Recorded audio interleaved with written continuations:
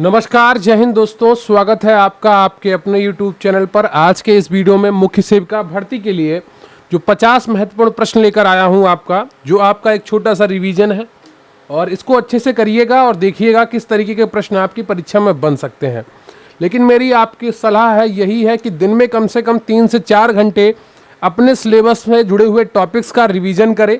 जितने भी मैंने आपको महत्वपूर्ण टॉपिक बताए हैं उनका अच्छे से रिवीजन करिए और एक एक चीज़ को समझिए। विवाह टॉपिक हो गया, सामाजिक नियंत्रण हो गया, परिवार टॉपिक हो गया, तलाक हो गया, गर्भावस्था हो गया, बाल विकास हो गया, पोषण हो गया, टीकाकरण हो गया, प्रतिरक्षा हो गया, गरीबी है, जनसंख्या है। इन सभी टॉपिक्स का अच्छे तरीके से रिवीजन करिए। जो डाटा वाले क्वेश्चन हैं उनको और अच्छे से पढ़िए। जैसे टीकाकरण है, कौन सा टीका कब लगता है, टीके का शॉर्ट फॉर्म फुल फॉर्म क्या है, ये पूरी जानकारी आपको होनी चाहिए। रोगों का नियंत्रण के लिए कौन से टीके लगाए जाते हैं, इसकी जानकारी भी आपको होनी चाहिए। क्लियर है आपको? तो ये जानकारी आपके लिए महत्वपूर्ण रहेगी और आपको लाभप्रद रहेगी अगर आप अच्छे से देखेंगे। तो चलिए शुरू करते हैं आज का ये वीडियो।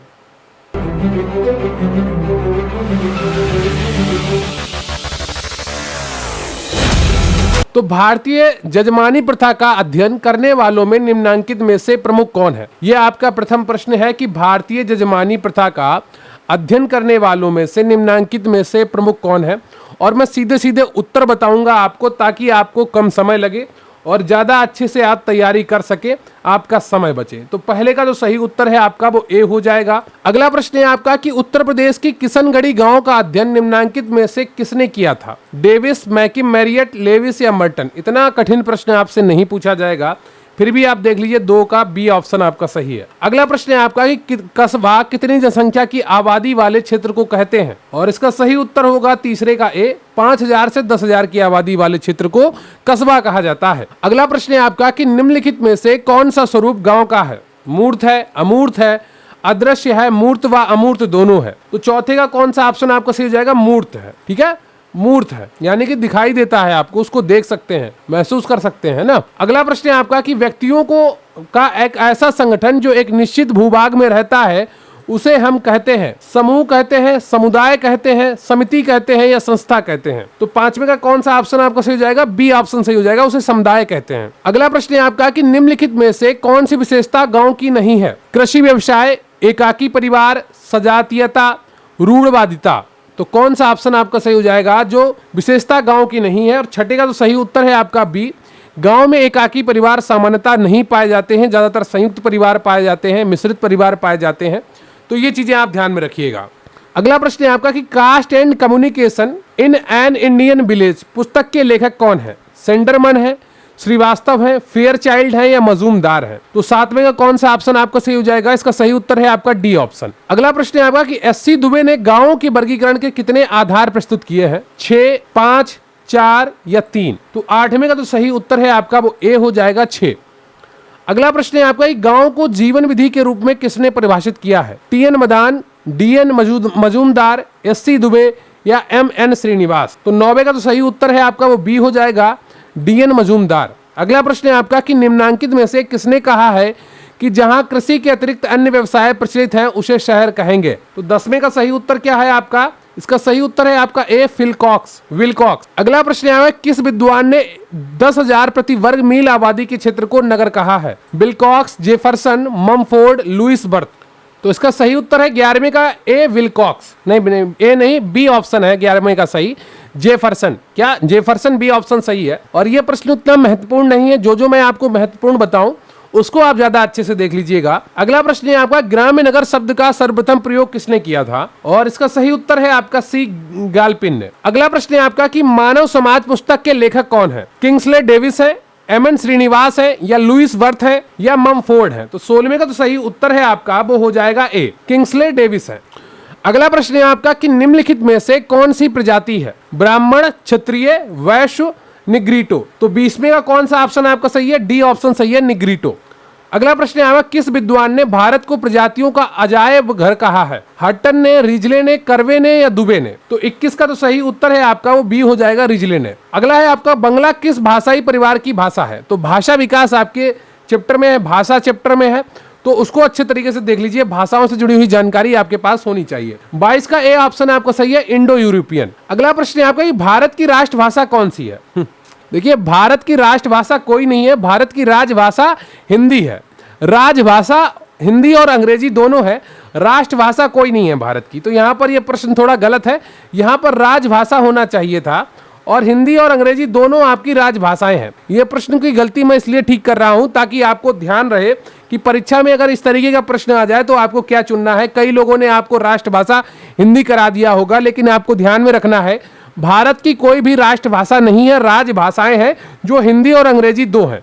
इसके अलावा 22 जो संसद 8वीं अनुसूची में रजिस्टर्ड भाषाएं हैं। अगला प्रश्न है आपका कि निम्नलिखित में से कौन वर्ण है? यादव, क्षत्रिय, त्यागी, अग्रवाल। तो 24 का कौन सा ऑप्शन आपको सही जाएगा? 24 का ऑप्शन सही है बी, क्षत्रिय। ठीक है, तो निम्नलिखित में से कौन सा वर्ण है? क्षत्रिय वर्ण होता है। अगला प्रश्न है क्षत्रिय वर्ण है, ब्राह्मण वर्ण है ना, फिर आपका वैश्य वर्ण आता है, फिर शूद्र वर्ण आता है। तो ये 4 वर्ण होते हैं। अगला प्रश्न है आपका मनु ने कर्म के कितने भेद किए हैं? 1, 4, 5 या 3? तो 25 का सही उत्तर है आपका डी, 3। अगला प्रश्न है आपका कि वर्ण व्यवस्था का आधारभूत उद्देश्य समाज का किस प्रकार का विभाजन करना है? नैतिक, कार्यात्मक, प्रजातीय या धार्मिक? तो इसका सही उत्तर होगा 26 का बी ऑप्शन, कार्यात्मक। देखिए, मैं कुछ प्रश्न आपके छोड़ते जा रहा हूं इसमें टॉपिक में, पीडीएफ में, क्योंकि जो प्रश्न आपके लिए महत्वपूर्ण नहीं है उनको पढ़ाना आपके लिए बहुत ही कष्टकारी होगा आपको, है ना। अंतिम समय में महत्वपूर्ण प्रश्नों को ही देखें जो आपके सिलेबस से सीधे सीधे जुड़े हुए हैं। अब मॉक टेस्ट लोगों ने बना दिए हैं और उनमें काफी खराब प्रश्न दिए गए हैं, तो मैं नहीं चाहता कि आप फालतू के प्रश्न पढ़ें जो आपके सिलेबस में है ही नहीं। नगर विकास आपके सिलेबस में नहीं है ना, तो नगर से जुड़े हुए प्रश्नों को पढ़ना बहुत ही बड़ी गलती होगी। अगला प्रश्न है आपका कि संविधान की 8वीं अनुसूची में कितनी भाषाओं को मान्यता प्रदान की गई है? तो 27 का तो सही उत्तर है आपका, वो कौन सा हो जाएगा? ए, 22 भाषाओं को मान्यता दी गई है। अभी मैंने आपको बताया थोड़ी देर पहले कि संविधान की 8वीं अनुसूची में 22 भाषाओं को मान्यता दी गई है। और देखिए, मॉक टेस्ट से मैं इसलिए ये प्रश्न उठाता हूं ताकि मैं एक बार देख लूं कि किस तरीके के मॉक टेस्ट मार्केट में है। इसीलिए मैं आप सभी को रोकता हूं कि आप लोग मॉक टेस्ट ज्यादा ना करें, केवल अपने सिलेबस को पढ़ें, क्योंकि आपका पेपर पहली बार हो रहा है और इतने कम संख्या में फॉर्म भरे गए हैं कि बड़ी कोचिंगों ने इस पर रिसर्च ही नहीं की, बिल्कुल भी सीधे सीधे आपको पढ़ा दिया और पेपर बना दिया है ना। जिनके पास संसाधन थे उन्होंने भी रिसर्च नहीं की और सीधे सीधे आपको क्वेश्चन दे रहे हैं। तो आपको समस्या ना हो ज्यादा, अगर आप फालतू के प्रश्न पढ़ते रहेंगे मॉक टेस्ट में, लगभग हर मॉक टेस्ट में 10 से 20 क्वेश्चन गलत हैं। जितने भी मार्केट में मॉक टेस्ट उपलब्ध हैं, या तो वो आपके सिलेबस के बाहर के हैं या फिर वो गलत हैं। तो मॉक टेस्ट पर ज्यादा डिपेंड मत रहिएगा, जितना ज्यादा हो अपने सिलेबस पर डिपेंड रहिए, उसको अच्छे से पढ़िए। 27 का ए ऑप्शन सही है। ये एक मॉक टेस्ट की पीडीएफ से ही मैंने सारे प्रश्न उठाए थे, मुझे वो बहुत अच्छी कोचिंग है जिसके ये मॉक टेस्ट का पीडीएफ है और इसमें भी फालतू के क्वेश्चन दिए गए हैं जो आपके सिलेबस में है नहीं। अगला है आपका कि एशियाटिक सोसाइटी की स्थापना कब की गई थी? सही उत्तर है आपका 28 का ए, 1787 में। अगला प्रश्न है आपका कि जात, वर्ग और व्यवसाय के लेखक कौन है? GS Ghurye, ASC Dube, DP Mukherjee या योगेंद्र सिंह? तो 29 का जो सही उत्तर है आपका वो ए हो जाएगा, जीएस धुरिये। धुरिये नाम है इनका, जीएस धुरिये। अगला प्रश्न है आपका कि आज धुरिये ही एकमात्र समाजशास्त्री हैं, अन्य भारत में समाजशास्त्री हैं, यह कथन किसका है? एससी दुबे का, डीपी मुखर्जी का, डेविस का या योगेंद्र सिंह का? तो 30 का कौन सा ऑप्शन आपका सही हो जाएगा? बी ऑप्शन सही है, डीपी मुखर्जी। ये भी इतना महत्वपूर्ण प्रश्न नहीं है, इसके लिए परेशान मत होइएगा, रटने मत बैठ जाइएगा। अगला प्रश्न आएगा कि प्रकारवाद के समर्थकों में कौन है? डेविस है, मूर है, पार्सन्स है या घुरिये है? तो 31 का तो सही उत्तर है आपका, वो हो जाएगा डी, धुरिये है। अगला प्रश्न है आपका कि सामाजिक संरचना परस्पर क्रिया करती हुई सामाजिक शक्तियों का जाल है जिससे अवलोकन और चिंतन की विभिन्न प्रणालियों का जन्म होता है, यह कथन किसका है? कार्ल मैनहीम का है, पार्सन्स का है, गिन्सबर्ग का है या रैडक्लिफ ब्राउन का है? तो 32 का तो सही उत्तर है आपका, वो ए हो जाएगा, कार्ल मैनहीम का है।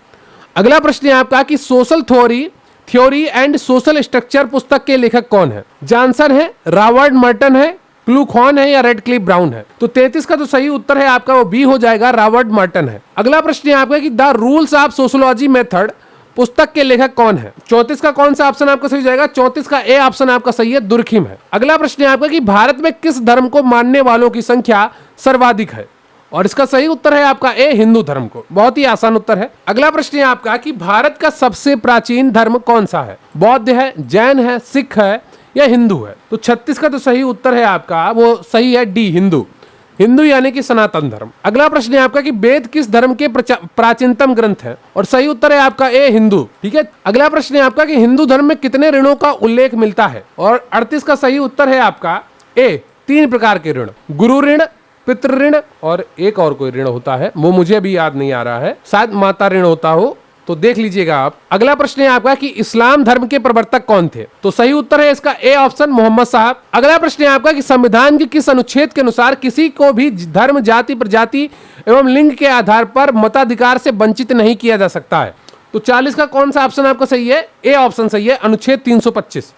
अगला प्रश्न है आपका कि संविधान के किस अनुच्छेद के अनुसार राष्ट्रपति को यह अधिकार दिया गया है कि वह अनुसूचित जातियों के लिए एक विशेष अधिकारी की नियुक्ति करे जो उनकी उन्नति अवस्था के लिए राष्ट्रपति को नए सुझाव दे? तो 41 का तो सही उत्तर है आपका, वो ए है, अनुच्छेद 338। अगला प्रश्न है आपका किस वैज्ञानिक ने जनजातियों की समस्याओं के समाधान के लिए विशिष्ट विश्वविद्यालयों की स्थापना का सुझाव दिया? तो 42 का तो सही उत्तर है आपका, वो बी है, एल्विन ने। अगला प्रश्न है आपका कि संविधान के किस अनुच्छेद में जनजातियों की शिक्षा की उन्नति के लिए तथा आर्थिक हितों की सुरक्षा के लिए विशेष ध्यान देने के राज्य का कर्तव्य माना गया है? तो 43 का तो सही उत्तर है, कौन सा हो जाएगा? सी ऑप्शन, भाग 4 के अनुच्छेद 46। अगला प्रश्न है आपका किस वैज्ञानिक ने जनजातियों की समस्याओं का मूल कारण शोषण का परिणाम बताया है? वैज्ञानिक नहीं, यहाँ पर समाजशास्त्री होना चाहिए था। 44 का तो सही उत्तर है आपका, वो ए हो जाएगा, ए आर देसाई। अगला प्रश्न है आपका कि जनजातियों का सरकारी नौकरी में आरक्षण कितना है? जनजाति यानी कि अनुसूचित जनजाति और जो एसटी कहलाती है, ठीक है, और अनुसूचित जाति कहलाती है एससी। तो 45 का तो सही उत्तर है आपका, वो कौन सा हो जाएगा? बी, 7.5%। ठीक है, 7.5%। अगला प्रश्न है आपका कि जनजातियों का सरकारी नौकरियों में आरक्षण कितना है? 7.5%। अच्छा, एक ही क्वेश्चन 2 बार हो गया है। अगला प्रश्न है आपका कि झारखंड आंदोलन किस क्षेत्र से संबंधित है? और 46 का तो सही उत्तर है आपका, वो डी हो जाएगा, छोटा नागपुर। अगला प्रश्न है किस संवैधानिक अनुच्छेद में अनुसूचित जनजातियों के लिए सरकारी नौकरियों में विशेष ध्यान रखने का आश्वासन दिया गया है? और 47 का तो सही उत्तर है आपका, वो सी हो जाएगा, अनुच्छेद 335। अगला प्रश्न है किस वैज्ञानिक ने जनजातियों की समस्याओं को राष्ट्रीय एवं प्रादेशिक हितों से संबद्ध एवं संतुलित करने का सुझाव दिया है? तो 48 का तो सही उत्तर है आपका, वो डी हो जाएगा, श्याम चरण दुबे। अगला प्रश्न है आपका कि निम्नलिखित में से सर्वाधिक ऊर्जा प्रदान करता है? कार्बोहाइड्रेट, प्रोटीन, विटामिन या खनिज लवण? तो 49 का तो सही उत्तर है आपका, वो ए हो जाएगा, कार्बोहाइड्रेट। अगला प्रश्न है आपका कि एथलीट को निम्न में से किससे जल्दी और ज्यादा ऊर्जा मिलती है? वसा, विटामिन, प्रोटीन या कार्बोहाइड्रेट? तो 50 का तो सही उत्तर है आपका, वो डी हो जाएगा, कार्बोहाइड्रेट। क्लियर आपको? तो ये कुछ 50 प्रश्न तो लेकर आया था मैं, एक मॉक टेस्ट की पीडीएफ से मैंने ये प्रश्न लिए थे। मुझे लगा था कि वो अच्छे इंस्टीट्यूट की मॉक टेस्ट की पीडीएफ है तो उसके प्रश्न अच्छे होंगे, लेकिन वही हाल है सब जगह पर कि आपका पेपर पहली बार हो रहा है ना, और काफ़ी सालों बाद पहली बार हो रहा है, तो ना तो आपके पेपर के सिलेबस का के अनुसार कोई कंटेंट उपलब्ध है मार्केट में, और ना ही किसी ने मेहनत की है कि आपके सिलेबस के अकॉर्डिंग अच्छा कंटेंट तैयार किया जा सके। तो जिसको जो मिल रहा है वो छापे दे रहा है। इसीलिए मैं आपसे कहता हूं कि आप टॉपिक्स को पढ़िए अपने। मैं बार बार आपसे पिछले महीने भर से कह रहा हूं कि अपने सिलेबस को मजबूत करिए, अपने टॉपिक्स को क्लियर करिए, क्योंकि मॉक टेस्ट में इतने गलत प्रश्न दे रखे हैं कि जिनकी कोई सीमा नहीं है। अगर आप केवल मॉक टेस्ट के भरोसे बैठे रहेंगे तो कहीं ना कहीं आपको दिक्कत का सामना करना पड़ेगा अपने परीक्षा हाल में जाने पर। ठीक है, तो अच्छे से तैयारी करिए, अच्छे से समझदारी से पेपर दीजिए। और RWA के मॉक टेस्ट काफ़ी हद तक सही है, तो उनको भी आप अच्छे से पढ़ सकते हैं और देखते रहिए तैयारी। सिलेबस को मेन जो आपका है सिलेबस है, सिलेबस से ही सारे प्रश्न आएंगे। ठीक है, तो सिलेबस को ज़्यादा पढ़िए। और मैंने विवाह टॉपिक आपको पढ़वा दिया है, परिवार टॉपिक पढ़ा दिया है, टीकाकरण टॉपिक पढ़ा दिया है। इसके अलावा और भी कई टॉपिक मैं आपको पढ़ा चुका हूं। अगर आप चैनल पर जाएंगे, प्लेलिस्ट में ढूंढेंगे तो संचार वाला टॉपिक भी आपको मिल जाएगा। ठीक है, तो इन सारी चीज़ों को ध्यान से देखिए और पढ़िए, क्योंकि ये ही परीक्षा में आपसे पूछे जाएंगे, यहीं से आपके प्रश्न बनेंगे। तो कृपया वीडियो को लाइक कर लीजिएगा, चैनल पर नए हैं चैनल को सब्सक्राइब कर लीजिएगा। कोई डाउट हो मन में, कोई प्रश्न हो तो कमेंट करके आप पूछ सकते हैं और अच्छे से तैयारी करिए। अंतिम समय है, आपकी स्वयं की मेहनत ही आपको काम आएगी। क्लियर आपको? तो थैंक यू वेरी मच। जय हिंद, जय भारत।